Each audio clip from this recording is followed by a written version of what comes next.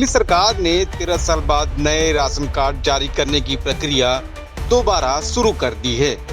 मुख्यमंत्री रेखा गुप्ता ने बताया कि 15 मई 2026 से ई डिस्ट्रिक्ट पोर्टल के माध्यम से नए राशन कार्ड और परिवार के सदस्यों के नाम जोड़ने के लिए ऑनलाइन आवेदन शुरू हो चुके हैं। इस पहल से लगभग 8 लाख पात्र लाभार्थियों को फायदा मिलने की उम्मीद है।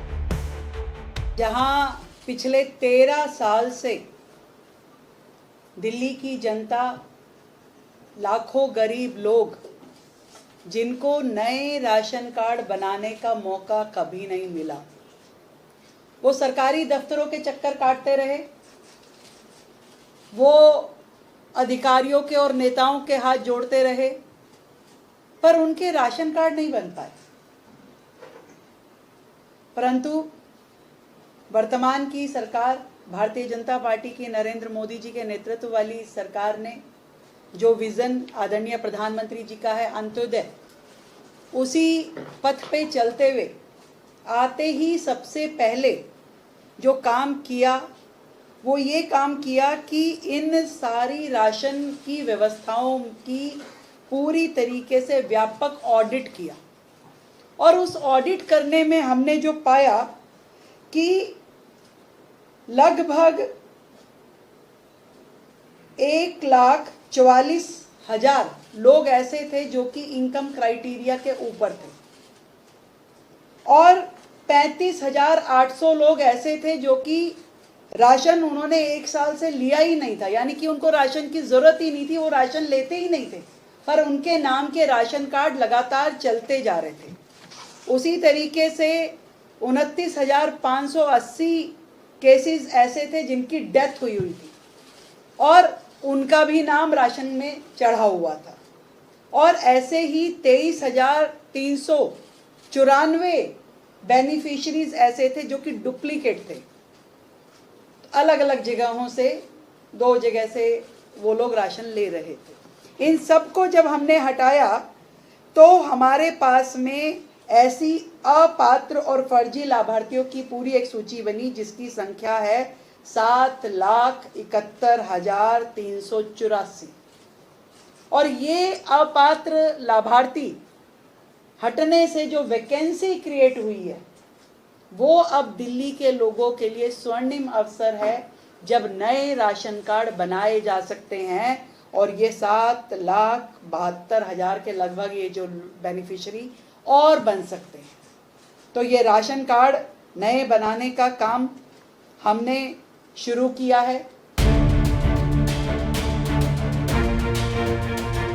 सरकार द्वारा राशन कार्ड व्यवस्था के ऑडिट में 7.71 लाख से अधिक फर्जी और अपात्र लाभार्थी पाए गए, जिनके नाम हटाने के बाद नए पात्र लोगों के लिए रास्ता साफ हुआ है।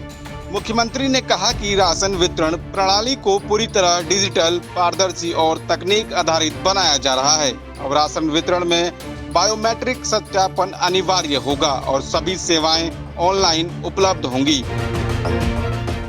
नई व्यवस्था के तहत आवेदन के लिए आधार कार्ड, निवास प्रमाण पत्र, आय प्रमाण पत्र और परिवार के सदस्यों का विवरण देना अनिवार्य होगा।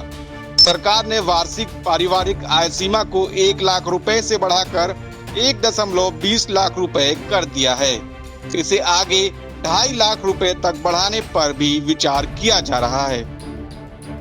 अब हमने कुछ चीजें जो अनिवार्य की हैं, जो रिक्वायरमेंट हैं, वो सारी जो दस्तावेज बहुत ही आसान है। आधार कार्ड, निवास प्रमाण पत्र, उसकी पारिवारिक पूरी आय का प्रमाण पत्र और सदस्यों का विवरण, केवल ये 4 चीजें उसको देनी है। उसका राशन कार्ड वो अप्लाई कर सकता है, उसको कहीं से कहीं तक कोई दिक्कत नहीं है।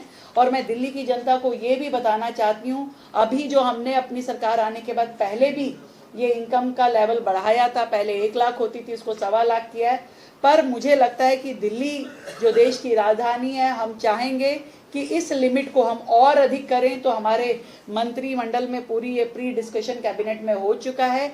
इसे हम लगभग 2.5 लाख तक लेकर के जाने वाले हैं बहुत जल्द। तो हमारे दिल्ली के लोग 2.5 लाख इनकम क्राइटेरिया के अंदर जिसकी पारिवारिक इनकम आ रही है, उसके साथ में इन राशन कार्ड के लिए अप्लाई कर पाएंगे। दिल्ली की जनता को बेहतरीन, बहुत ही पारदर्शी, सुविधाजनक सुविधाएं मिलें इस राशन कार्ड को बनाने के लिए, उसके लिए हम काम कर रहे हैं। ई डिस्ट्रिक्ट का जो हमारा पोर्टल है, जो ई पोर्टल हमारा है, वो मैं बताना चाहूँगी e-district.delhigovernment.nic.in e-district.delhigovernment.nic.in ये हमारा पोर्टल है जिसमें लोग अप्लाई कर पाएंगे।